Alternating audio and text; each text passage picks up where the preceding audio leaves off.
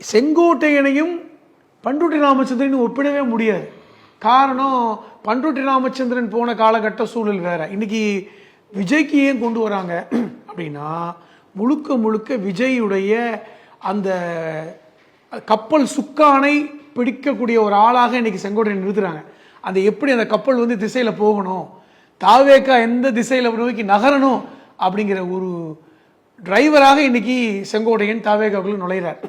இப்போ இது எல்லா பக்கத்துலையும் விமர்சனத்தை வந்திருக்கு. ஆனால் நான் என்ன சொல்கிறேன்னா, இதன் மூலமாக தாவேக்காவுக்கு நல்லது நடக்குமா அல்லது வந்து பிரச்சனையா என்று பார்த்தால், தாவேக்காவுடைய பிடி பாஜகவில் இன்னும் இறுகுகிறது.